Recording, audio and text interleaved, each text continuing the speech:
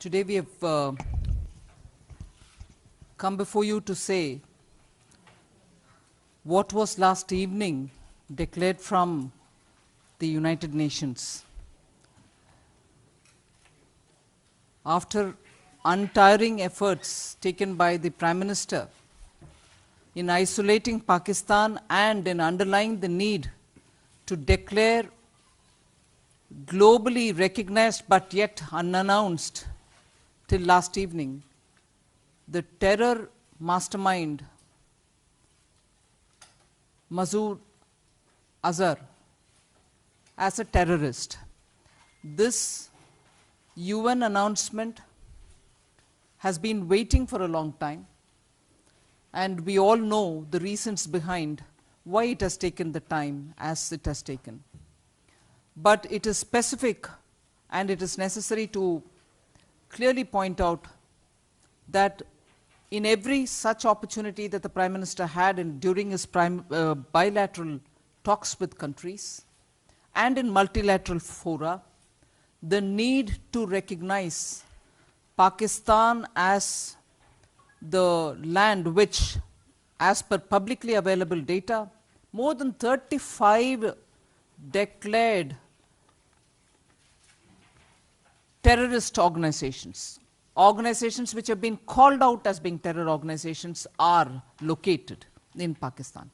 And from among them, Masood Azhar's name as the leader and the mastermind of several attacks which spanned over a decade have all been recognized, but it is the persistent effort taken by this government under the leadership of the Prime Minister which has brought this result for us today. The much awaited announcement has happened last evening, and we would want to highlight the fact that the zero tolerance policy for terror by the Prime Minister has borne fruit, and this is definitely something which this government will want to draw the attention of the people of India. Terrorism shall not be tolerated, and this clear declaration from the UN is something which is noteworthy. So we would want to put before you that the outcome of persistent measures taken by the Ministry of External Affairs under the leadership of Prime Minister and the Prime Minister's own visits have resulted in this. So, मित्रों, कल जो इस संयुक्त राष्ट्र संघ में हुआ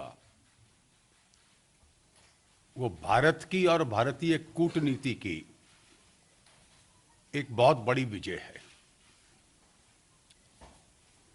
कई दशकों से स्पष्ट रूप से भारत मसूद अजहर के निशाने पर था। कई आतंकवादी घटनाएं होती थी जिसके पीछे उसका और उसके संगठन का हाथ होता था, और इसलिए कुछ समय लगा। 2009 में जो प्रक्रिया आरंभ हुई थी, 2014 में के बाद 16-17 यानी 3 बार ऐसे अवसर आए, 9 में, 16 में और 17 में,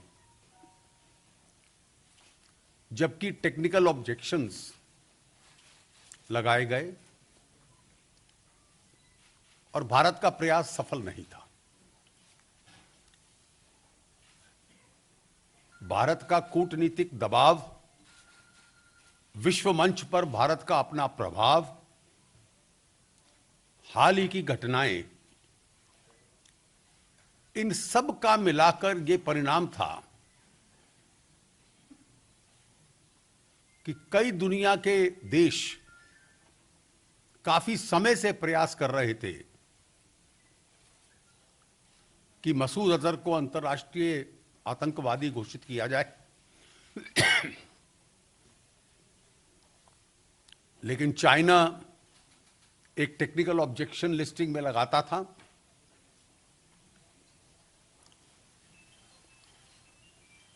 लेकिन अंतर्राष्ट्रीय दबाव के सामने और भारतीय कूटनीति के प्रभाव की वजह से कल वो भी रुकावट हट गई और भारत के लिए विशेष रूप से हमारी आतंक के खिलाफ लड़ाई के लिए ये एक बहुत बड़ा अवसर बन गया। हर भारतीय के लिए ये गर्व और शोभा का अवसर होना चाहिए था। पूरे देश में इसको लेकर सरकार की और माननीय प्रधानमंत्री जी की बहुत बड़ी सराहना है।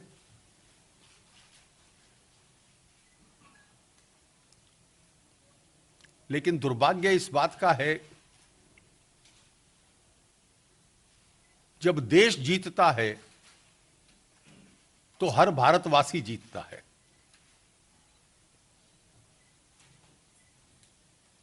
लेकिन विपक्ष के कुछ मित्रों को लगता है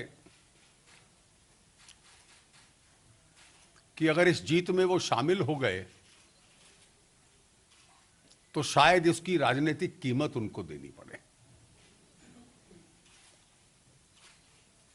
और यही कारण है कि सर्जिकल स्ट्राइक्स के बारे में वो कहते हैं कि जब हम सरकार में थे तो इनविजिबल सर्जिकल स्ट्राइक्स हमने भी किए थे। वो एक अननोन इनविजिबल सर्जिकल स्ट्राइक्स थे। जब एयर स्ट्राइक्स में हम सफल होते हैं बालाकोट में तो उस पे वो संदेह करने लग पड़ते हैं।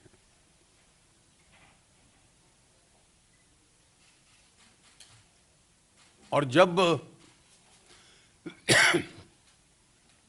जिस प्रभाव में देश लगा था प्रयास में 10 वर्षों में, उसमें कल हम सफल हुए तो ये तो तुच्छ है। What is the big deal? इस प्रकार की ट्रिवियल प्रतिक्रिया आती है। ये जो मानसिकता है